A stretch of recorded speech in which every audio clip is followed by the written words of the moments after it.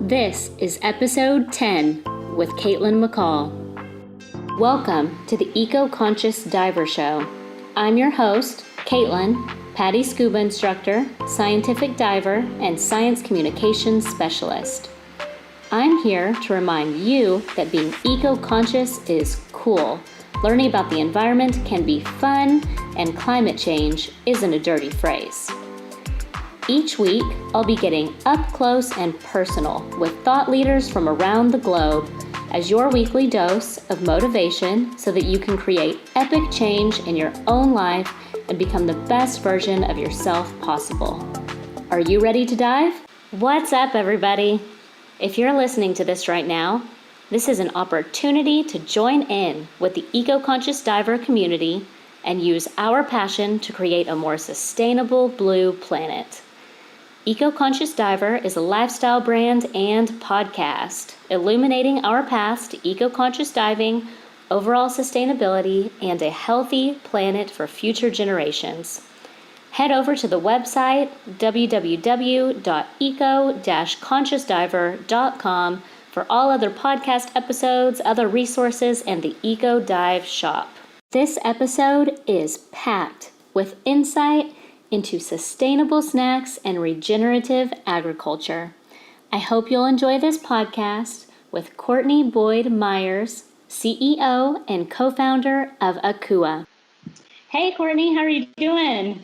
Caitlin, I'm doing as well as you possibly can be in lockdown. So good to be on the show. Yeah, it's so great to have you. So we're going to jump straight into our intro question, which is, what is your favorite thing about the ocean? My favorite thing about the ocean is I love it so much, but there's still an element of fear in me when I'm, surfing and that huge wave is coming and I'm like, I don't want to get caught in the wave. But yet, even with all that fear and knowing that this thing is so much more powerful than me, I love it more than any piece of nature on the planet. That's so cool. That's totally how I feel too when people are like, aren't you afraid of sharks? And it's like, well, I think everyone is a little bit, but that's kind of like fun about it, It's like this giant, vast thing. It makes you feel small, I'm definitely afraid of sharks. So I do have an exciting announcement before we get started, which is that this is Eco-Conscious Diver's 10th episode. So I'm really excited to have you on the 10th episode. And it's especially exciting because most podcasts don't actually make it to their 10th episode. So there's like a million podcasts out there that have 8 or 9 episodes. So I'm excited, and I'm here to tell you guys that you're going to have to put up with me for a ton more episodes because I'm having too much fun. So... All right. Well, 10 is my favorite number, by the way. Is it really? Yeah, I don't know why. I've just always been really drawn to it. So that was lucky. Yeah, so it's our lucky number. I love it. All right. So jumping straight into it, Akua creates foods that can feed the planet sustainably while reversing climate change and restoring health to our world's oceans. This is such a unique brand and project that you have here. I'd love to know just more about you and about how this got started. Sure. So, Caitlin, I think all women born somewhere in the 80s, I watched The Little Mermaid as a young child and basically have always wanted to be a mermaid. And I love the ocean. And when I learned about this practice called regenerative aquaculture, so growing seaweeds in the ocean, I was like, this is so amazing sounding. I have to learn more about it. And I visited my first kelp farm in 2016. And the farm was pretty close to where I grew up in Connecticut. And so I grew up, not on the beach, but near the beach and had that connection. We took a boat out. We pulled up a rope where the kelp was growing off of a rope. I ate it right there because I was always that weird kid that ate seaweed. So I just love seaweed. I always order 2 seaweed salads because I know people are going to eat the one I order at Japanese restaurants. And I loved it. And I knew about the health benefits of seaweed. I obviously know a lot more about the health benefits of seaweed now. So I was like, okay, how do I get more people eating kelp?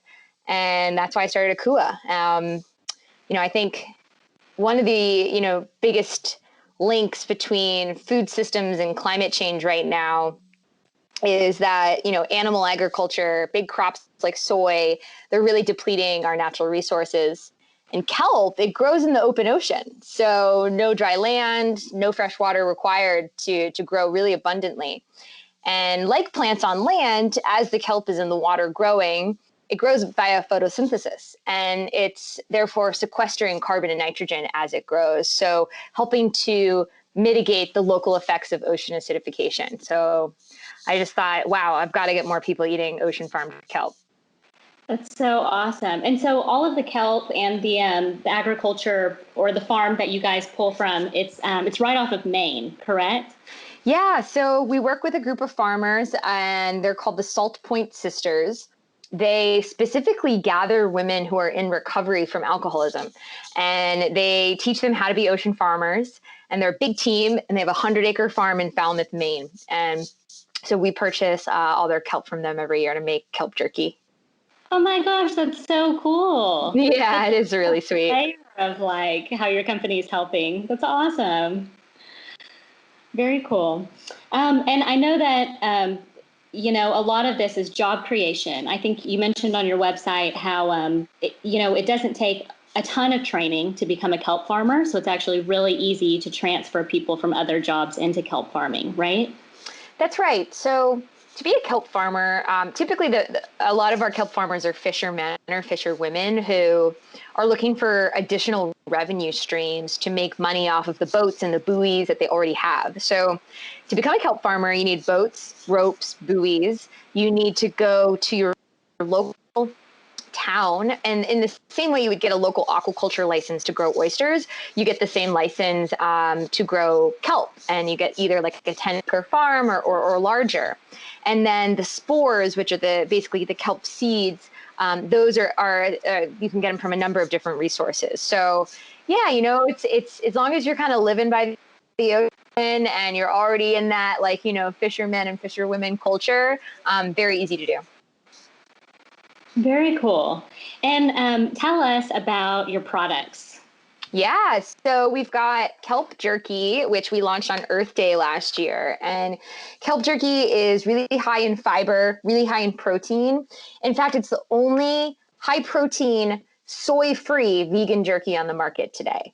And when we were thinking about different products to make, we looked at the jerky market, and we looked at a lot of people are eating high protein. A lot of people want more plant-based options. But if you're, trying to eat vegan, you're getting fed a lot of soy as your protein source. So we decided, okay, let's make a soy-free, high-protein vegan jerky. We have 3 flavors, and we're launching 2 more flavors actually this month, which is really exciting. We're launching spicy chili and lime and hibachi teriyaki. Oh. And then we have a kelp pasta. So this is just literally noodle cut kelp that we've been doing a lot of different recipes. I'm making a kelp satay tonight with it. And then we're working on our next product, which is a vegan burger made from kelp. Wow. Mic drop. That's huge. And I think I was reading that you guys already have partnerships with a whole bunch of grocery stores, right? So it's going to be like a huge launch, basically. We hope so. Yeah. With the jerky, it's easy to be an e-commerce company because, we can ship it. It's lightweight. It's shelf stable. With the burgers, we have to open them because they're frozen. And so it can be really expensive to do that direct to consumer. And that's why grocery stores are going to be a huge part of our launch strategy. Very cool. Very cool. And yeah, I'm just I feel like this is so neat and it's so different. It just reminds me, I don't know, did you see the new podcast? It was like a huge deal between Elon Musk and Joe Rogan. Was that the one where he's high in it? Oh, I don't know about that. Is it from is it very recent, or is it from a few years back? Yeah, it was last week or something. Oh, okay. No, I didn't see it yet. Yeah. So he just said something really interesting about business, which really reminded me of you guys. I felt like he said that, too many smart people are going into law and being doctors, and we need more smart people creating innovative products. Yep. And that and my favorite quote from it was, in order to have stuff, we have to make stuff. I love that. Well, And, yeah, Elon's one of the, top entrepreneurs in the world. So that's great that you thought of us when you said that. yeah, it's seriously like it struck home with this, especially because it's like, if we want these types of products, especially food products that are sustainable and are helping in a deeper way, then we have to go out and create them. And that's exactly what you did, which is really, really cool. Yeah, I mean, there's a thing in technology and startups, which is the first person out the door gets shot. And so you see companies like MyPlace develop social bonding platforms or social connection platforms. And then Facebook comes out and MyPlace dies. And so there's this idea of, innovation can be really difficult. And, we've sort of been aware of that. And it can be a bit scary trying to, spend so much time educating people on, well, what is kelp, and oh, it's a seaweed. Okay, cool. Well, I know like the stuff wrapped around my sushi is a seaweed, right? Yep, that's nori. So kelp, like nori, they're two different types of macroalgae, and getting into this with people, it's a totally foreign concept to them. But in Asia and a lot of the Asian cultures, 15% of their daily diet is comprised of seaweed. So what we're trying to do is just introduce seaweeds to the Western world, starting with the United States of America. Yeah, and I think I was reading that you guys are like one of the first companies to actually have a kelp product. Yeah, so Kelp Jerky is the world's first meat alternative snack made from ocean farmed kelp. I know it's a mouthful, pun intended. And we have been, one of the first companies to create food products out of ocean farmed kelp, period. A lot of the sort of nori sheets that you see on the market today are all imported seaweed from Asia. And it's not a bad thing, but when you have smaller supply chains, like, and they're locally based, it makes you feel better about choosing that product. So 98% of the seaweed today that people can buy is from Asia. So it's a very, small market for U.S. grown kelp, but it's going to be growing, but it takes companies like ours to help it grow. Yeah. And when you think about, really being sustainable, I mean, you have to shop local. Yeah, absolutely. And for us, that really means looking at the United States and saying, rather than all of that fuel it's going to take to import it from Asia, why not do it locally, and why not help Americans, specifically the women who are working on the farms, So. Exactly. Yeah, I think there's definitely obviously flying the food is huge, and then also like regulatory, testing, food safety, there's different standards in different countries, and in the States we have one of the strictest food safety regulations of any country. Europe's very strict too, for sure. So yeah, we're happy about that. Obviously, the environmental benefits of having these farms in our local waters is really important as well. Yeah, and so from like a health perspective, what would you say are like the top reasons that you would recommend someone to bring kelp into their diet? Like, what's the health elevator pitch for that? Yeah, of course. So, it's funny, the nutrition facts on your packaging are so important, and it's so mind numbing and scary, because you work on this product to make it taste delicious, and you have no idea what the exact nutrients will turn out to be. So before you print packaging as a food company founder, you send it off to a lab, and then you get it back. And we were shocked by how much protein kelp jerky had. We were like, whoa, 10 grams, that's amazing. Slap that right on the front of the pack. Kelp jerky's protein, it comes from the pea protein, a little bit of the shiitake mushrooms, but it's the pea protein that's in the pouch. When you look at kelp just to back up, with nutrition labels, basically macronutrients, so carbs, protein, fiber, sugar, fat. And then you think about, okay, well, what are the micronutrients? So vitamins and minerals. And today, in a lot of the foods we eat, like the vegetables, they're grown in soil that isn't very nutrient dense. And so we're kind of eating like cellulose and water. And that's why everyone's cool, we'll take a multivitamin. You know, this is where the vitamins are condensed. And like, what a crappy world are we living in where we're eating vegetables, we're not getting nutrients from them, so we're popping pills. Like, that's crazy. Whereas in the oceans, like especially in Maine, it's super nutrient dense. So you have calcium, magnesium, you have a ton of iodine, you have vitamins B1, B2, C, D. And so really kelp is impressive from a micronutrient standpoint. And then the last thing is you've got all these people popping fish oil pills for their omega-3s. Well, guess where the fish get their omega-3s from? They get it from eating algae. So if you can just go straight to the source and eat the kelp, you're getting your dose of omega-3s in as well. Wow, that's huge. Yeah. And, it honestly, it seems so simple. Like when you think of it, it's like, oh, well, that's obvious. That makes sense. Like, why have we gotten so far removed from the food chain that we don't see these obvious benefits of eating these natural foods, I totally know. And I think about it all the time. And it's because if something's not complicated, you can't charge a lot of money for it. And then you make this, that's one part of the issue. And the other issue is just they're making food at scale because that's the only way they can make money. So they have these huge fields of just one crop. And the way that your mom or anyone's mom on listening gardens, she has so many different kinds of vegetables and flowers. And that's what creates a fertile garden environment and rich soil. But when you're, as far as the eye can see, just growing corn, that soil basically is getting bored.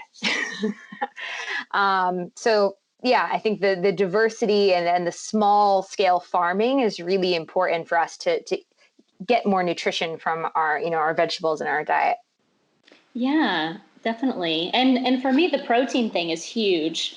I'm one of those people that if I don't eat for, every 4 hours on the dot, I start to get really testy. Funny. Huh? That's funny. Yeah. Hangry.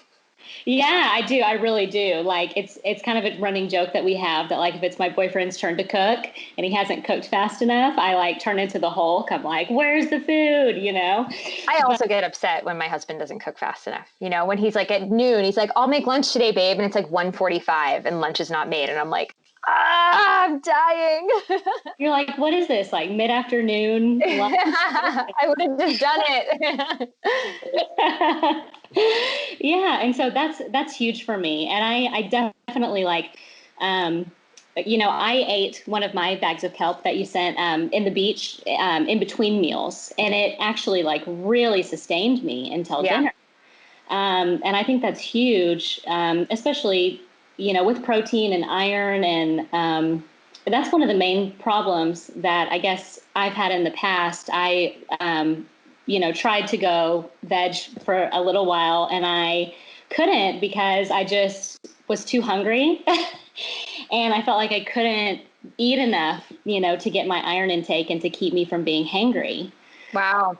So this bag of Kelp Jerky has almost 70% of your daily iron that you need.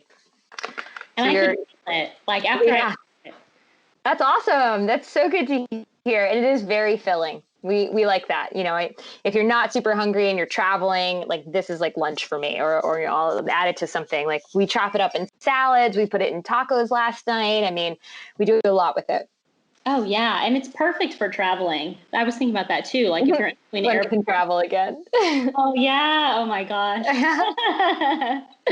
But seriously, I mean, it's huge. It's huge. So tell me a little bit more about, or tell our listeners more about the other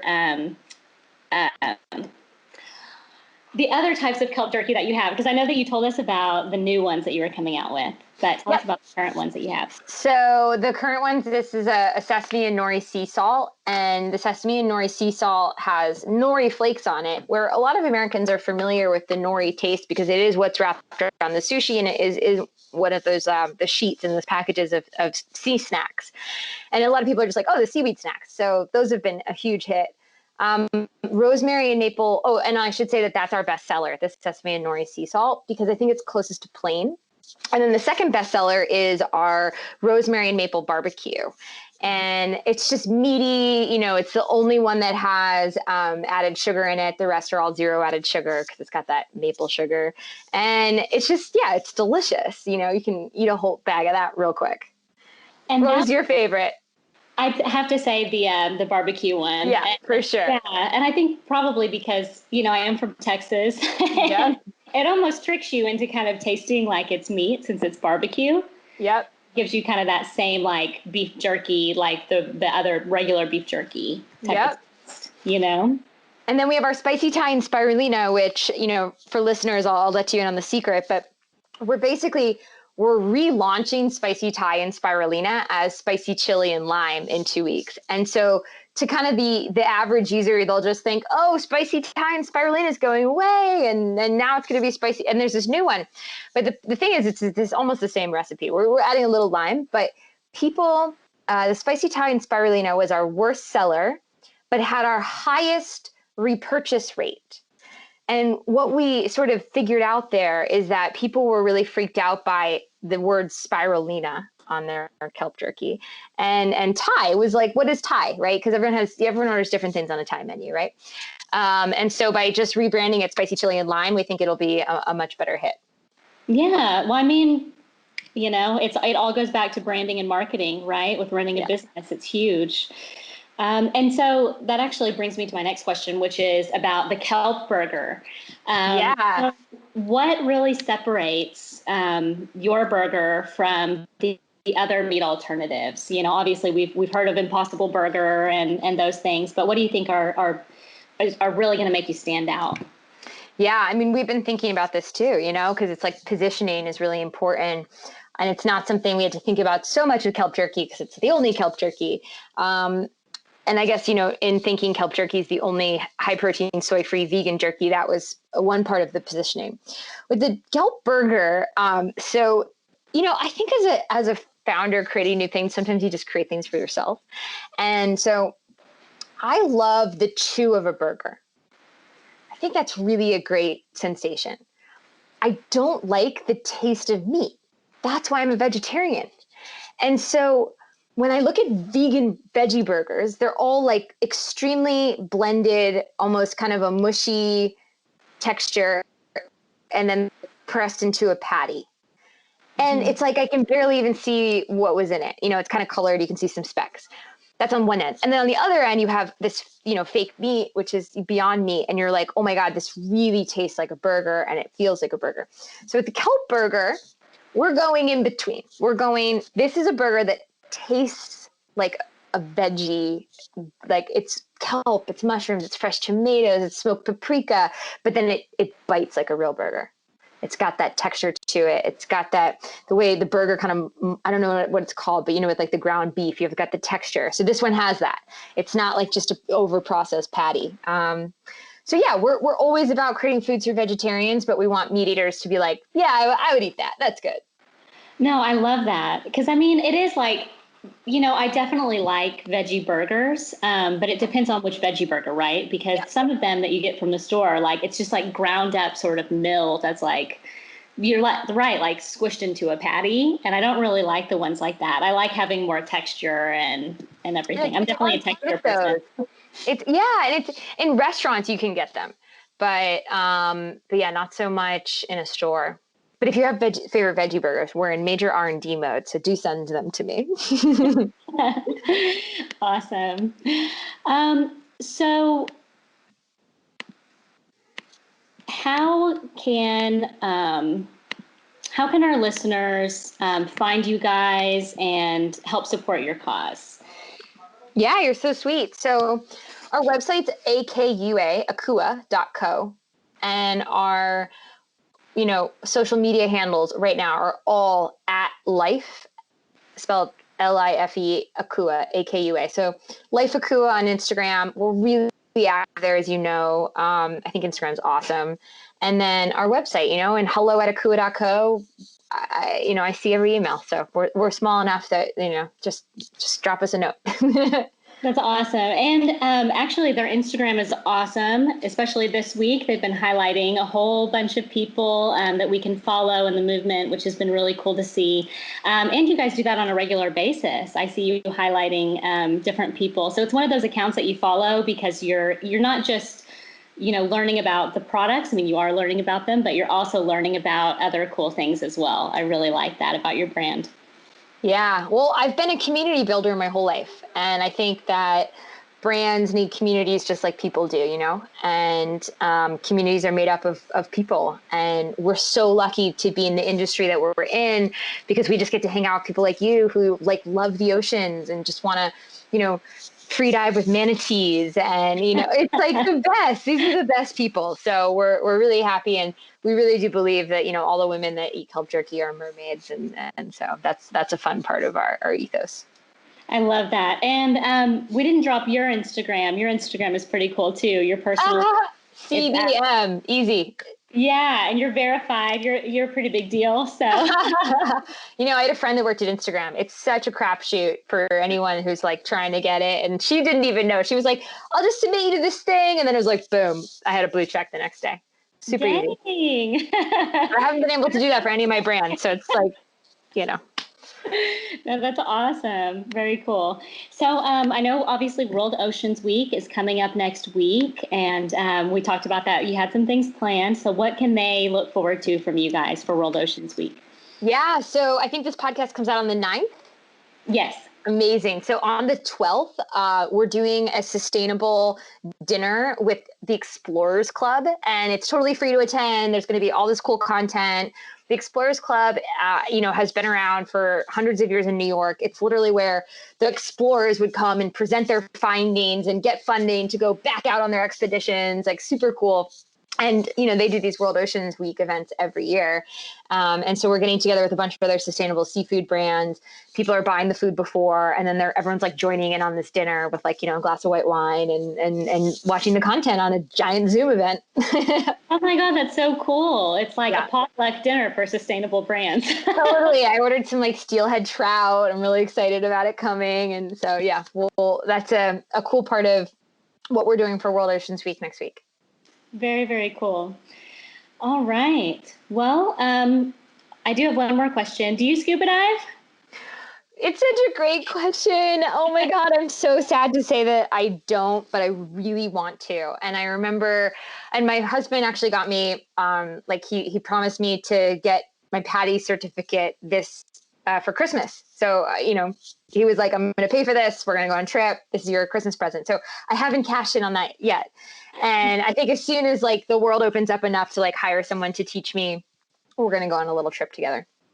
Well, actually, one of the girls that I did my instructor course with lives in New York. So I can. Oh, nice. Her, and she can teach you if you want. Yeah. I mean, when pools open and all that stuff, but introduce us because, I'm sure there's things I can get a head start on now. Oh, yeah, for sure. And you can always do if you wanted to do all the coursework and then do the pool stuff in New York, and then you want to do the open water dives in the Caribbean on a vacation or whatever, you can split it up, which is pretty cool. That's awesome. Yeah, I want to do that. It's awesome. Yeah, you have to. You're such a mermaid already. You just got to finish it. And I want to free dive too. Yeah, that's one thing. I would love to become a free dive instructor. I think that's probably next. Nice. Well, when you become an instructor, I'll be your student. Yeah, we'll have to get you down to Florida. No problem. I love Florida. Humidity and me are best friends. Awesome. Well, is there anything else you'd like to shout out for them to follow, visit, or look for in the future? We've got our interview with you coming out next week too. So make sure you guys follow us on @LifeAkua, and you can see Caitlin and our interview that we're doing. And she loves kelp jerky. That's the fastest way to my heart. So thank you so much for having me. I do. It didn't stand a chance when I opened it up. I was telling you I was literally telling a story, and I just ate 2 packs of it, and I was like, oh my God. Well, we'll have to get you more. No worries there. Awesome.